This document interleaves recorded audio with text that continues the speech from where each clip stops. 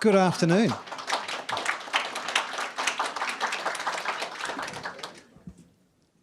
This is pretty special, I have to say, to be in the company of these two wonderful artists and people, Gillian Murphy and Mr. David Hallberg, two dancers who need no introduction to those who are familiar with the glitterati of the dance world. It's such a pleasure to have you guys here with us, sharing in our company atmosphere and our environment, and you're both so generous with your time and your expertise and your friendly natures with our dancers. And I know that I can speak for all of our dancers when they say that they love having these two artists come and visit us. So I wanted to just start today by asking you guys a little bit about your beginnings and upbringing and so on.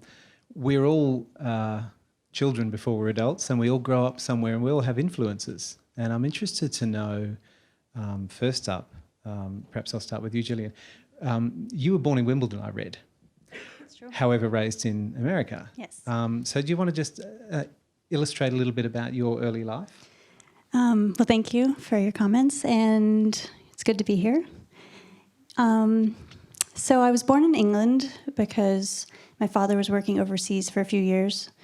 My mother's English, my father's American, and I have two older brothers and a younger sister who were all born in the United States.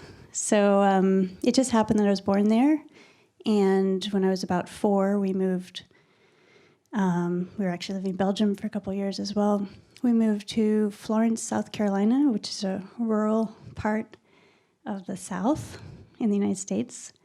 And I had started ballet class in Belgium and was always dancing around the house when we were in Florence, South Carolina, and just fell in love with it from an early age.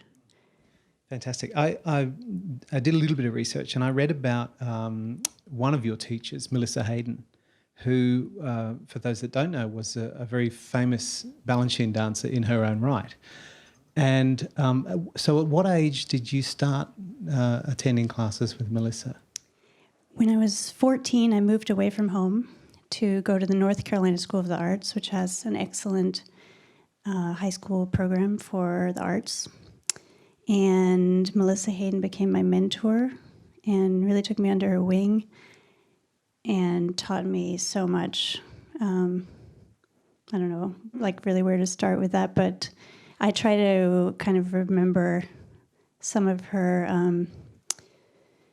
inspiring coaching and sort of the intention that she wanted each movement to have and the dynamic, all those things especially come into play when I'm doing a Balanchine ballet. So it was exciting this afternoon to dance Symphony C again. I actually thought of her. It's really interesting you say that because I have a very specific observation of your performance this afternoon, and I'm wondering whether this is something in the way that you've been taught dynamics. What I notice is when you hit a position, you really hit it and you hold it for that extra moment that gives the audience's eye the time to really capture what you're doing. And I wonder whether that's something that that perhaps people like Melissa or throughout your entire training, that's something that's been taught to you, or whether that's something that you feel innately as a performer. It's a good question. It's a little hard to tell at this point. I think a little bit of both. Okay. I think I always had it in me, but she brought it out more.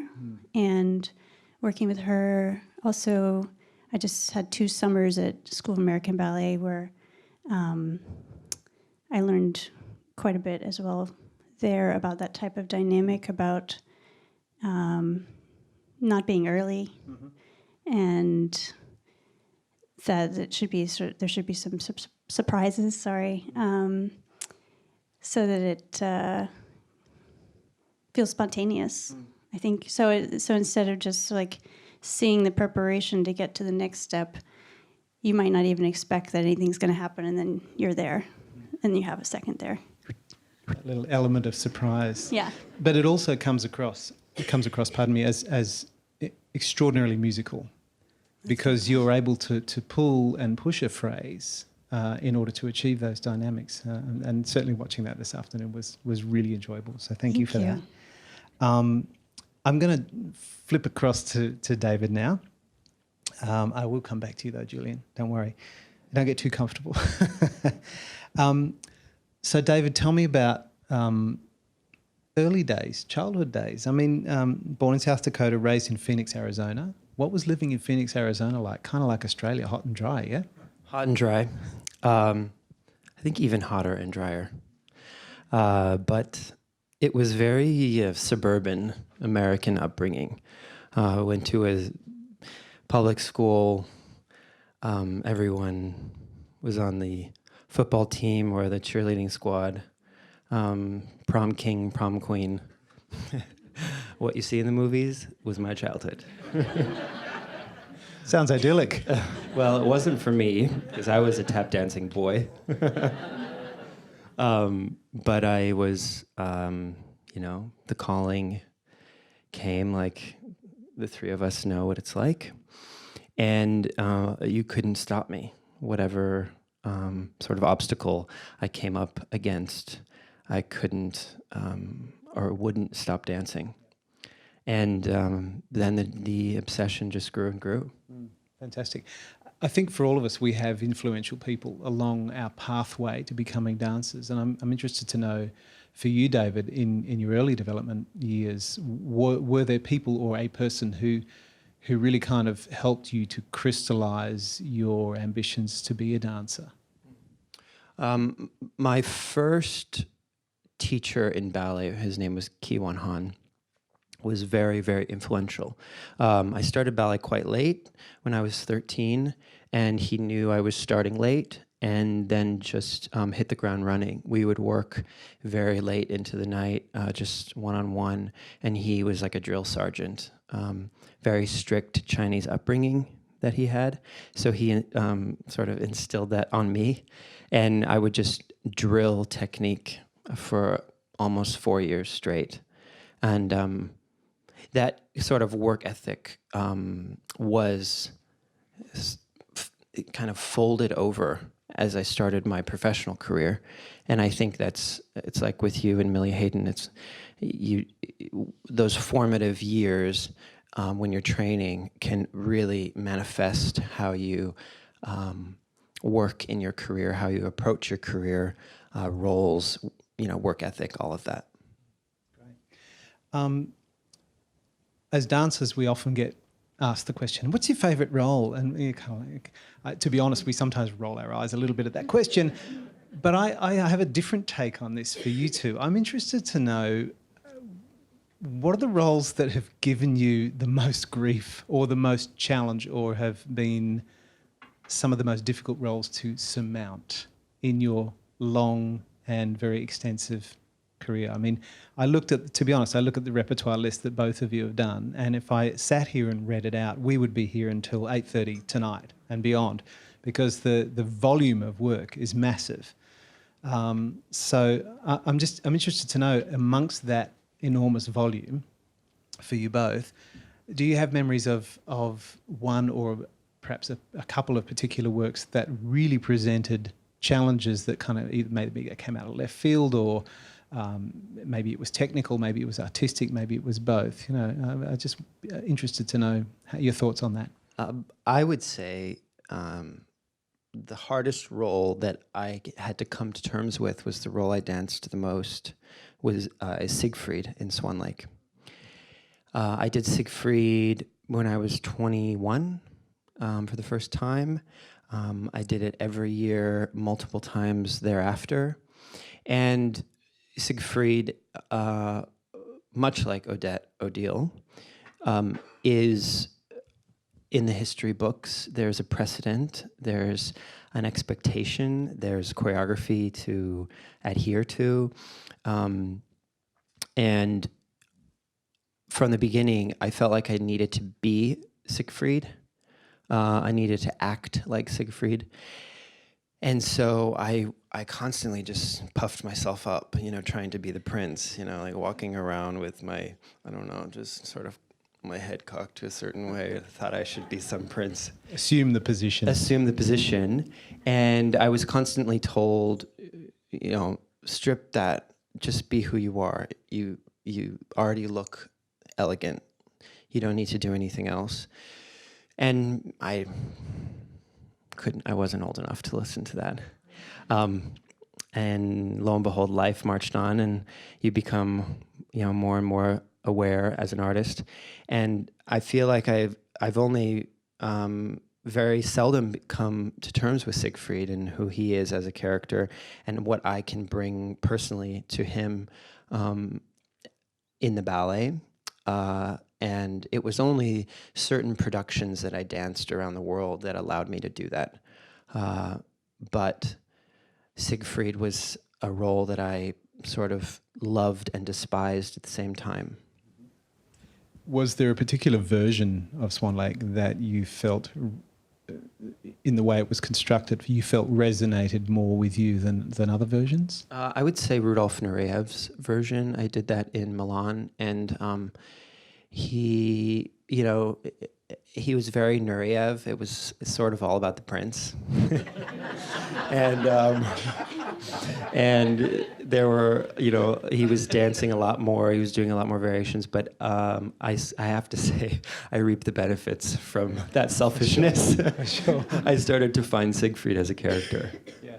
I mean, so often these, the major classics, the Swan Lakes, the Sleeping Beauties, etc., it's easy to view these characters as two-dimensional cardboard cutouts.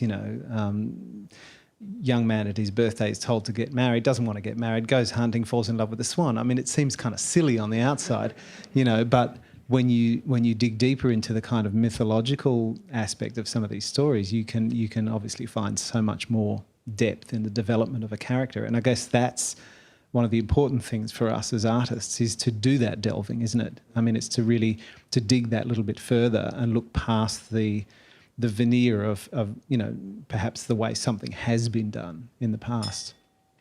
Yeah. I have... yes, your turn.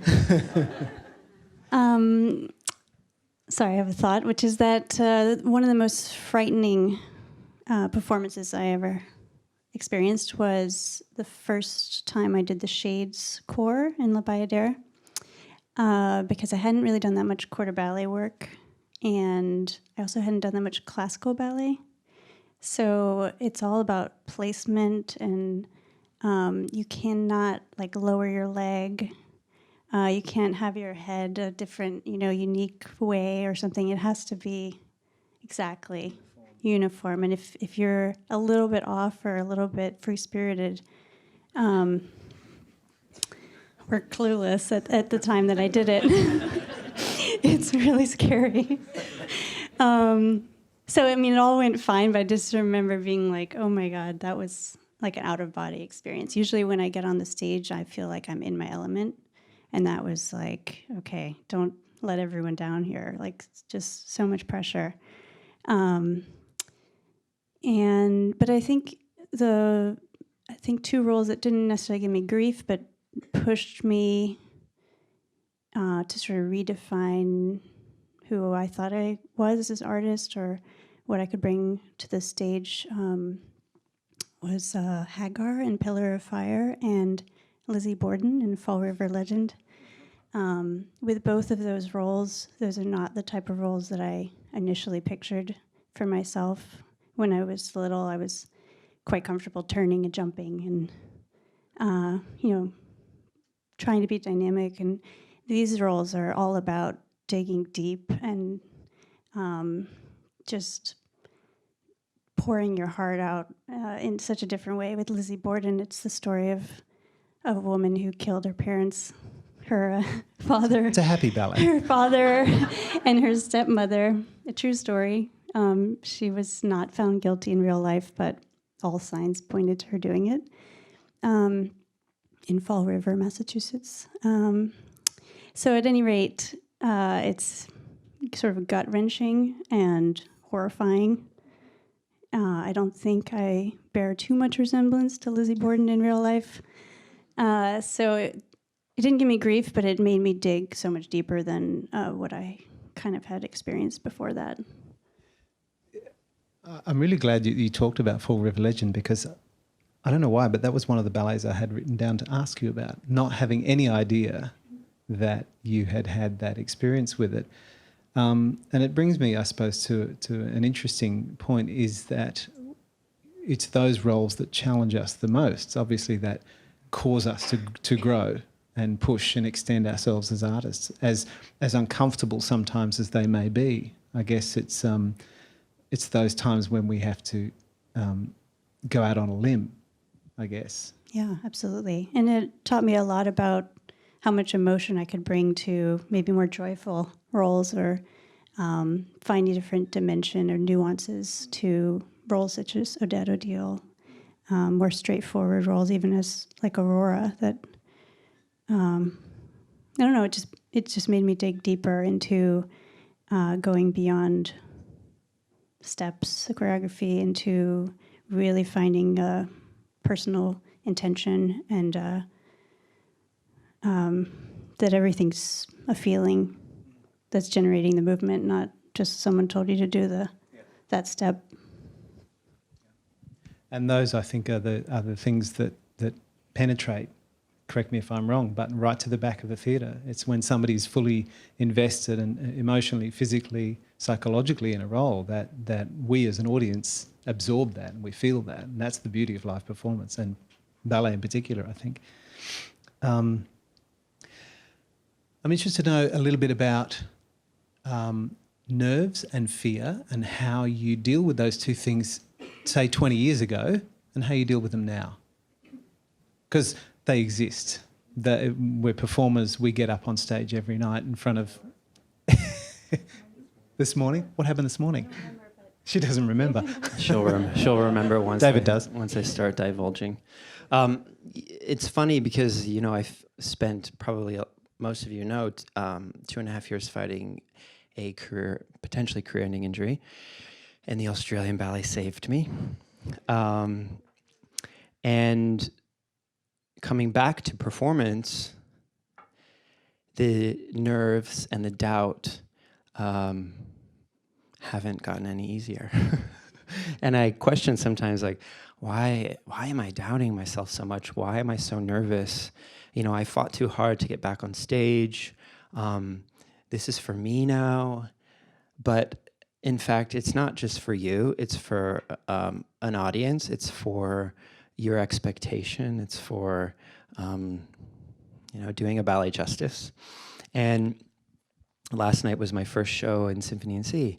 And, I was just as nervous as my return to New York in Giselle, a couple months ago.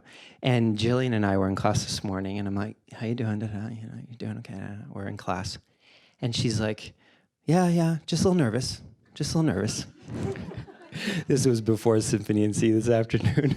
And I was like, it's so funny. It doesn't let up, does it? And you would think someone like Gillian Murphy, one of the greatest dancers in the world, would go on stage and just kind of command the moment. And, she does. But what goes on before that is a whole mind game. And I do think that that's what brings us there, though.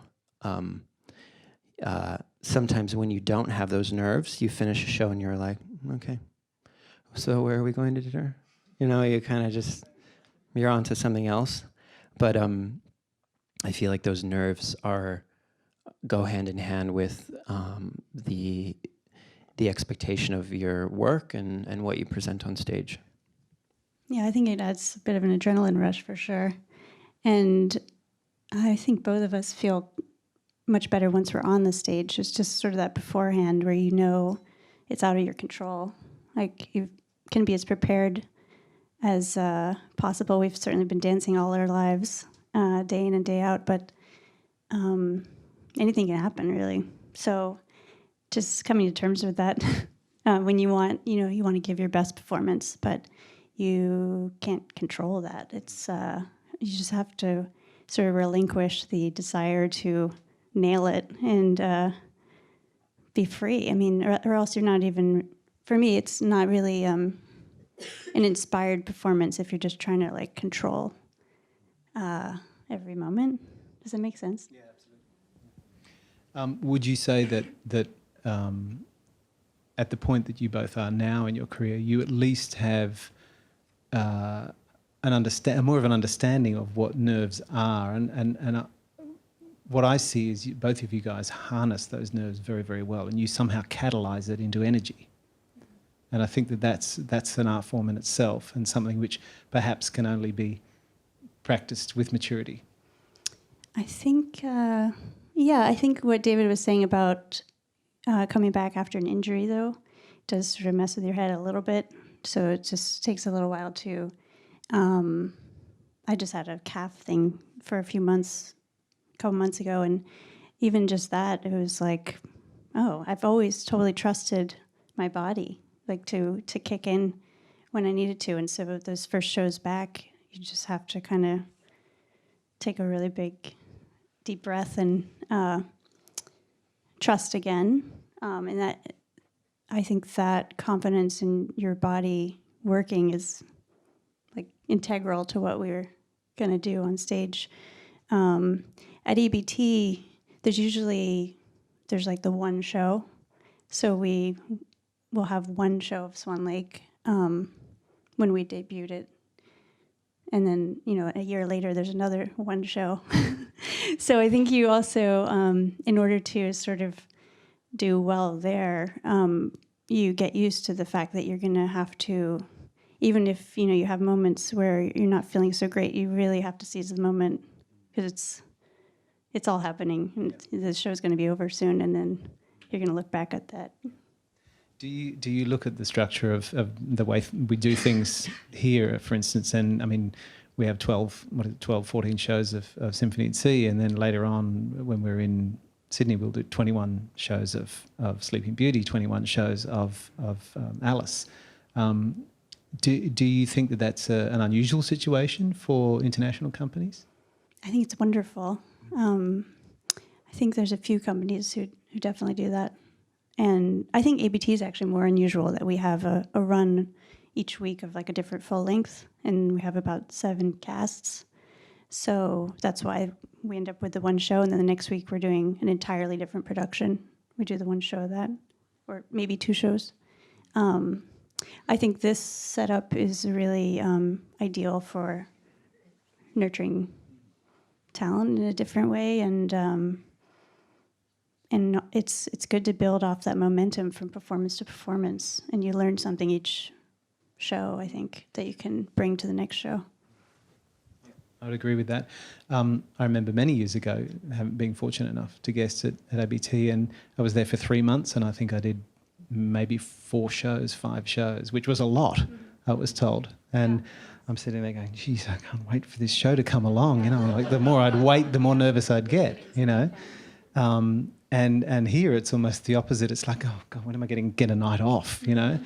It's just such a kind of different way of operating. But yeah, difficult to compare apples and oranges, I think, in that regard. They're 2 very different structures, different theatres. I mean, you guys share with the Metropolitan Opera, everything else that's going on in that theatre, and so the show's getting bumped in and bumped out all the time.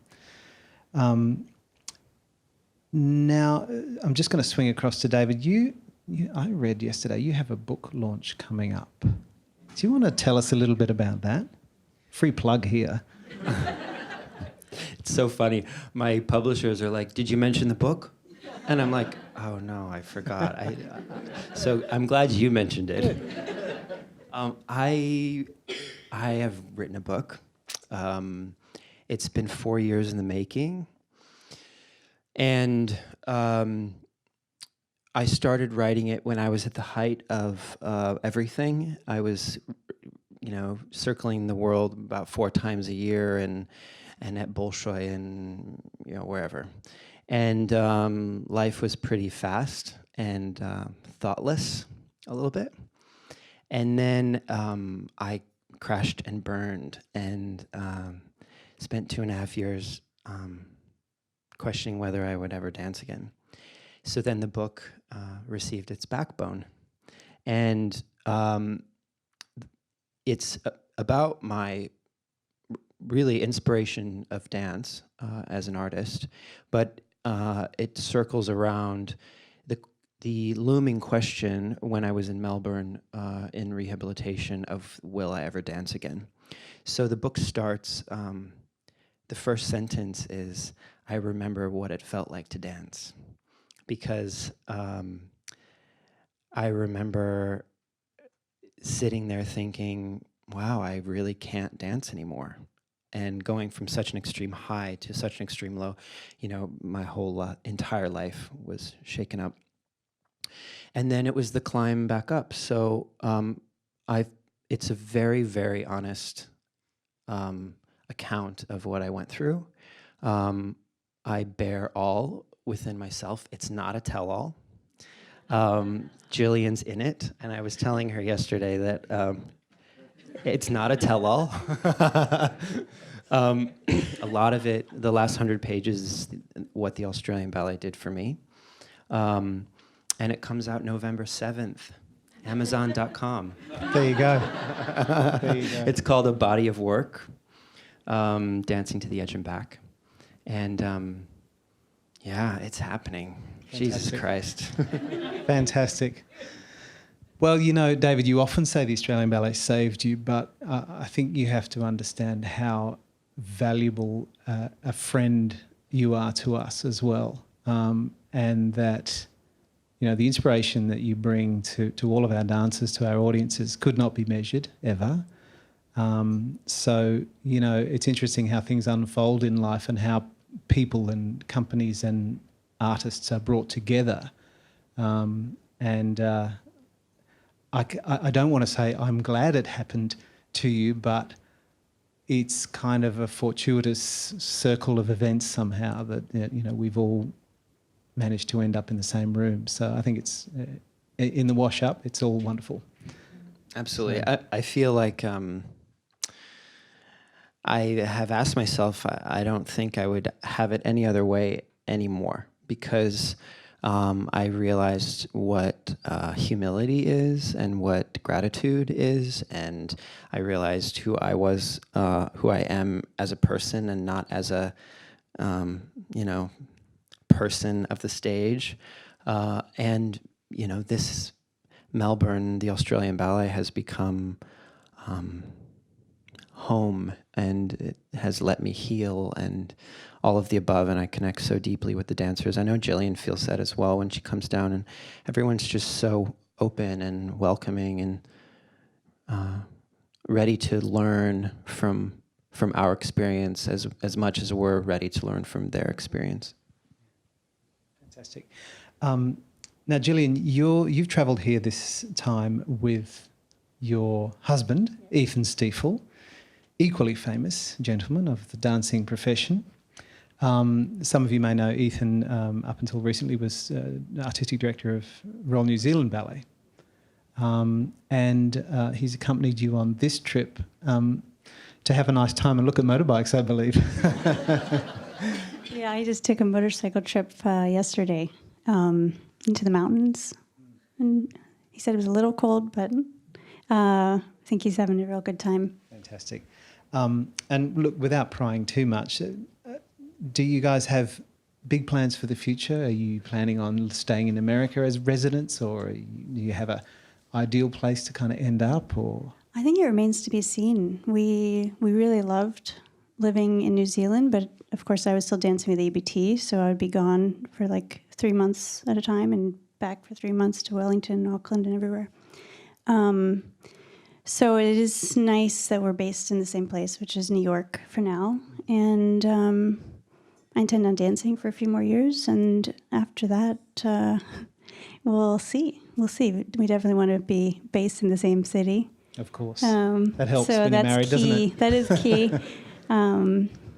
Yeah. Wonderful. Fantastic. Well, I think it's probably time to wrap this lovely fireside chat up. The only thing that's missing is the fire. There's been plenty of warmth. Thank you again, David and Gillian, for your generous time and your generous artistry on and off the stage. It's been fabulous to share a little bit of you as people with our friends here, and thank you all for coming, and we hope if you've not been to a performance that you're coming tonight or next week or whenever you're coming, that you will enjoy yourselves immensely. So thank you both of you once again. Thank you. Thank you.